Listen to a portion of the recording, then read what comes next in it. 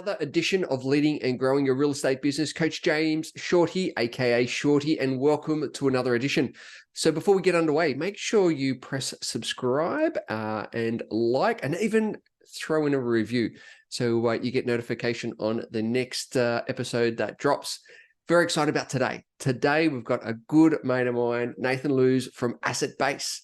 Nathan is a managing director of Asset Base, husband, father, and long-time property investor.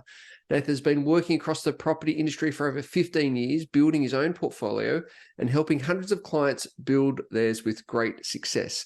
So check it out, assetbase.com.au. Let's get him on the line today. Nathan, mate, you've been a busy man. You've been jet setting around everywhere and doing some cool stuff, mate. So appreciative. Welcome to the show. Thank you. Yes, mate, as soon as the borders open up, you've got to take your chances and enjoy it as much as possible. Yeah, so true. So you've just come back from the US? Yes. Awesome. What do you notice about did you spend some time in the market and seeing what was over there, or was it just holiday time? Mate, it was just holiday time, but I think anyone in real estate appreciates that you never fully switch off. So you're sitting there waiting for your wife to come out of a shop, and you sort of have a quick glance over the real estate boards and the local real estate agencies. So it's a completely different marketplace over there. They've just come off a huge boom. And I think with the way their rates have skyrocketed in recent sort of years, they're sort of feeling the same pinch as what we are in Australia. But it's really an interesting two-tiered market over there. Yeah, so true. So talk to me about Asset Base, right? Like how did you come to the realization of starting that, and how did you get to that idea about starting Asset Base?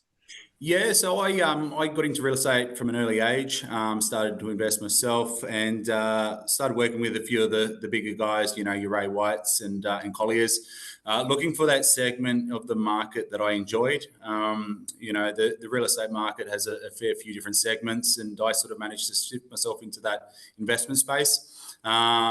Big thing for me in the investment space is you're helping buyers get into the market. And for us, we do a lot of work with first home buyers, people that are looking at potentially getting into the market that are not sure where to start. So it's that rewarding factor where you're not just sort of showing a home and hoping someone buys or sort of ticking those needs, but really elevating people's wealth and trying to build out, that long-term wealth for them into retirement, whether it's setting up their own home. But you get to really sort of enjoy that journey with them and see the rewards that they reap. Yeah, so true. And so what are you noticing for yourself through your own set of lenses of the market at the moment? Where is it now, and where do you see it heading? Yeah, I think at the moment what we're sort of seeing is a lot of instability. And I think buyers have sort of picked up on that with interest rates, bouncing around as they have over the last 12 months. I think it's got a lot of people quite cautious. I think, the overseas markets where you've got wars going on, you've got high inflation creeping out of control in certain pockets. It's just compounding that uncertainty over in Australia.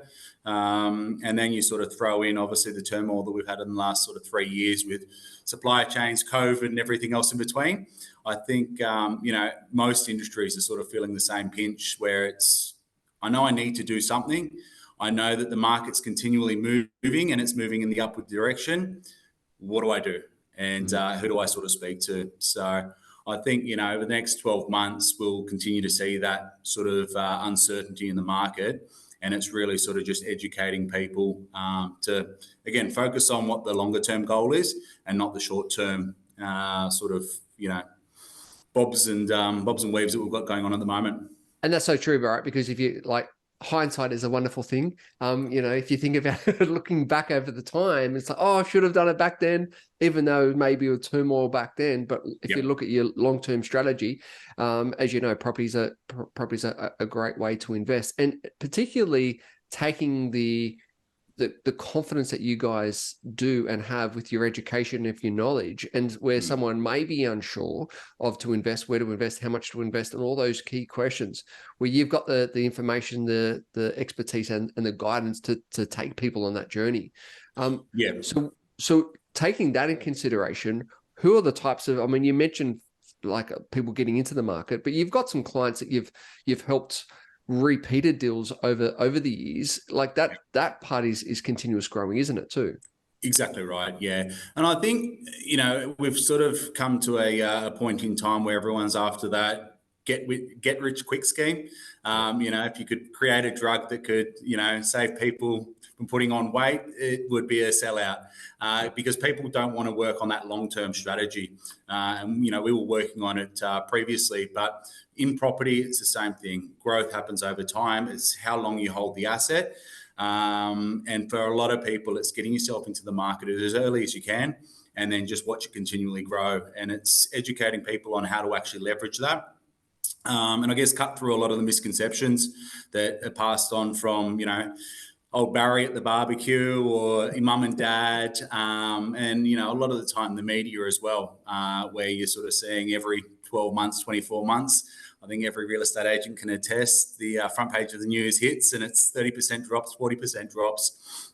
They never eventuate, but we know that they're coming in another 12 months once we have the next cycle. So it's sort of just giving people that education, showing them how to leverage and build and doing things correctly, not sort of going from A to C and missing B, making sure it's all set up so you're maximising tax breaks. You've got, those buffers in place, which I think, for a lot of people, it's that safety net really, making sure you've got the buffers, making sure that life's hurdles that pop up and, kids and everything else in between are sort of protected and that you can build those assets in the background with, a little bit more certainty.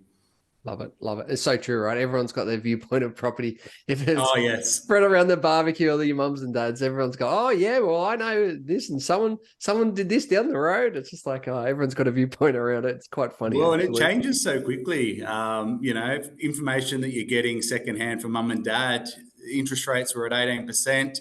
Yeah. Property prices were $50,000. So it's a completely different marketplace. And, they mean well, but a lot of the time the information's, pretty well obsolete. Still stuck in the 50s and 60s. Exactly right. Exactly right. So you've been in the industry for a while now. What are you noticing some of the trends within the industry? What are you noticing? How has it changed and where do you see it going within the industry? Yeah, I think that the last sort of 3 years has been a big shift in the industry in the sense that we had a really hot market 3 years ago.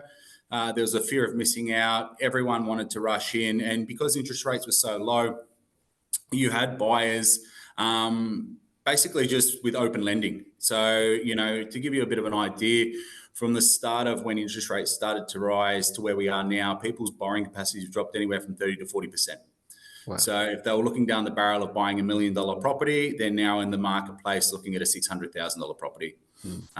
So that big shift has put a lot of pressure on people, particularly on fixed incomes and, and fixed wages, because there's no extra money floating around. So when interest rates continue to increase, it tightens everything up. And that's what we're sort of seeing at the moment. And I think, a lot of people are a little bit hesitant in getting into the market for that reason.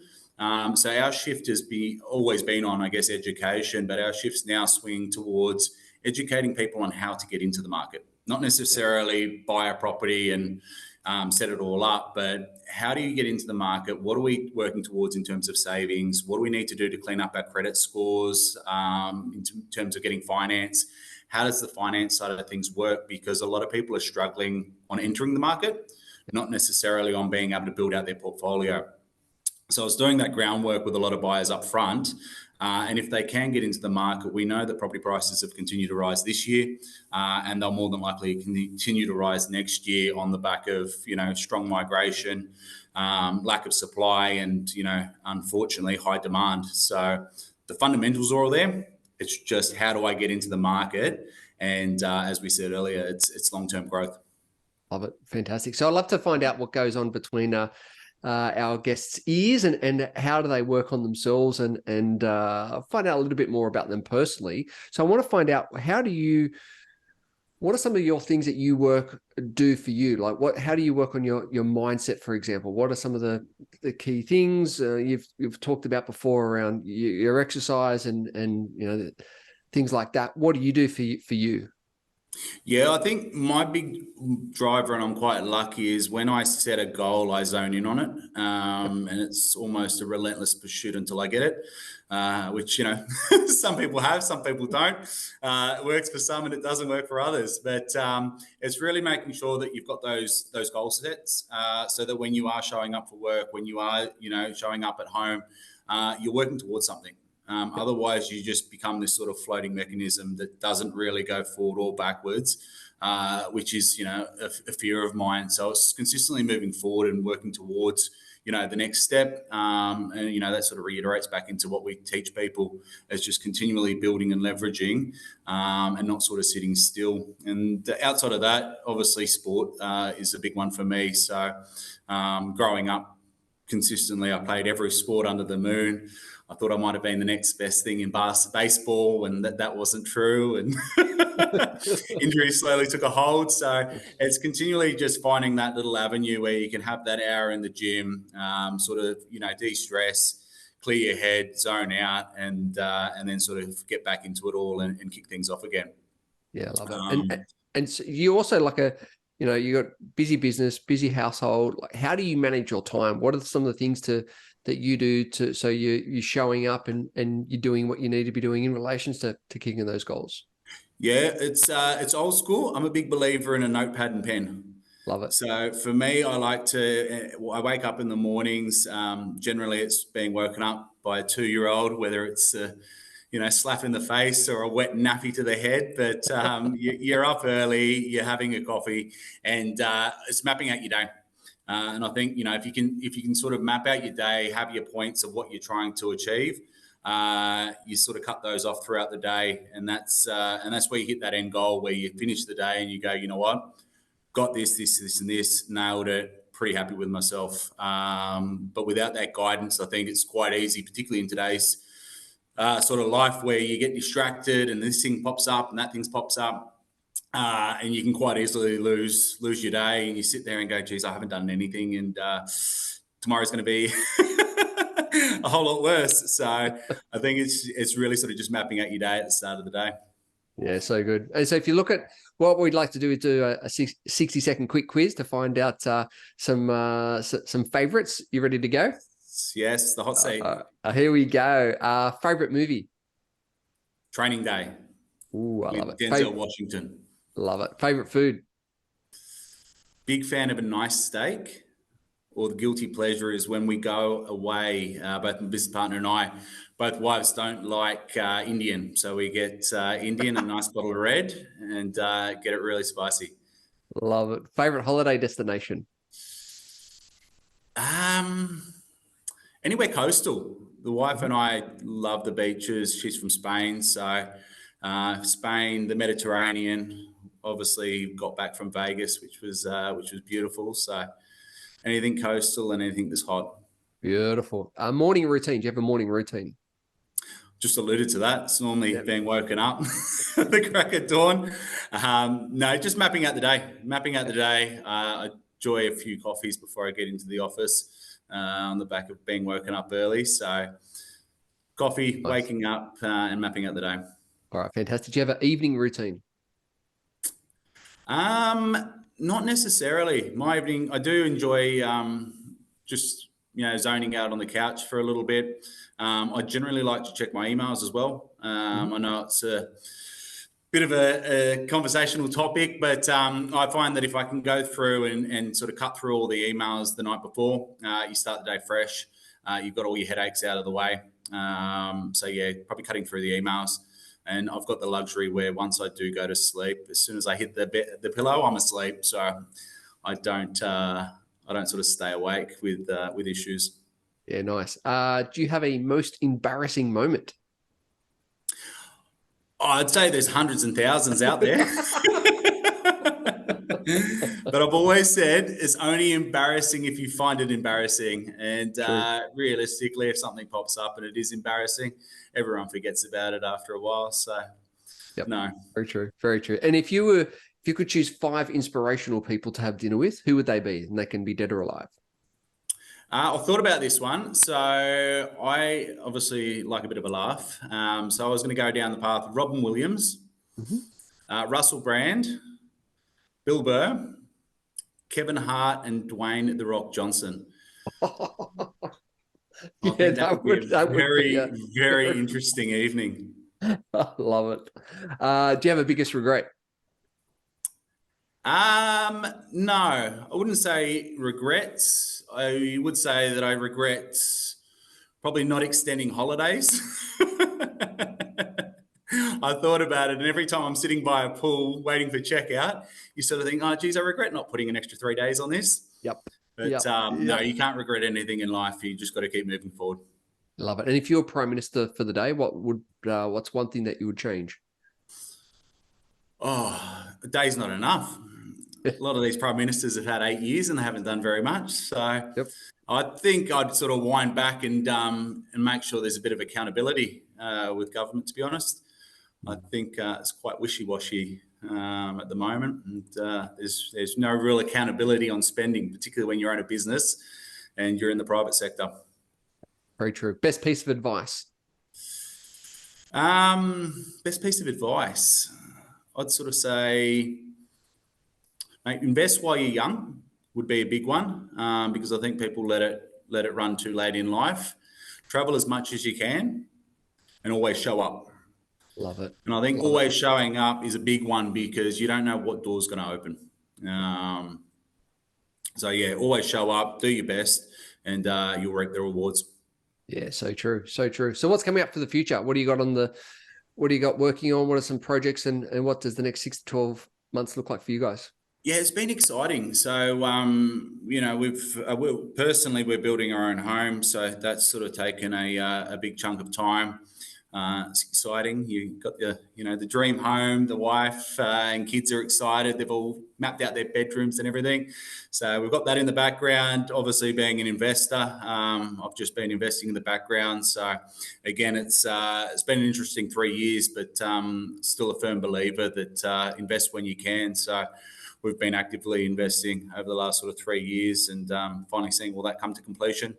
For asset base, we've shifted offices, or we're in the process of shifting offices.